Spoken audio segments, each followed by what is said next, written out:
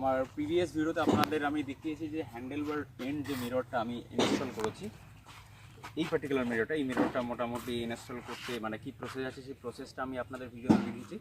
আজকের ভিডিওতে একটা খুব একটা ইম্পর্টেন্ট বিষয় আছে যেটা আমি এই ভিডিওতে শেয়ার করছি, সেটা হচ্ছে হ্যান্ডেল বার এন্ড যে মিররটা আছে না, এটা আপনি যে ব্র্যান্ডের ইউজ করেন না কেন, আপনি যদি কোনো আবড় খাবড় রাস্তা মানে একটু উল্টাপাল্টা ভাঙাচোরা রাস্তায় চালান, তাহলে এটা কিন্তু মানে একদম লুজ হয়ে যায়, ঢিল হয়ে যায়। ওকে, তো এটা কিন্তু এর একটা ডিসঅ্যাডভান্টেজ আছে। সব থেকে বেস্ট হচ্ছে স্টক যে মিররটা থাকে না, এটা যদি আপনার মানে বরাবর থাকে তাহলে এই সমস্যাটা কিন্তু থাকে না।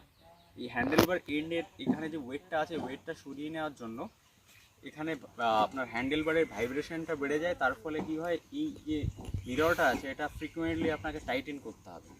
তো এটা একটা সমস্যা বাইকের। এবার আমি বলি, যেহেতু আমার ক্যাফে রেসার বাইক আছে, এই বাইকে এই মিররটাই বেস্ট লাগে। এর একটা সলিউশন কি আছে, সলিউশন আছে এক ধরনের গ্লু পাওয়া যায় যেটাকে আপনার লকটাইট 243, লকটাইট 243।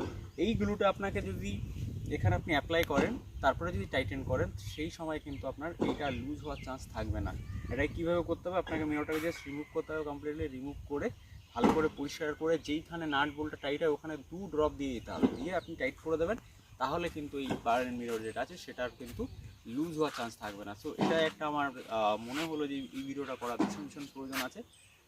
তাহলে কিন্তু এই বারবার মিরর টাইট করা যে বিষয়টা আছে সেটা কিন্তু থাকবে না।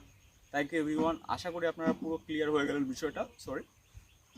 তো এরকম ভিডিও আরও দেখতে আমার চ্যানেলটা অবশ্যই সাবস্ক্রাইব করতে পারেন। Thank you everyone.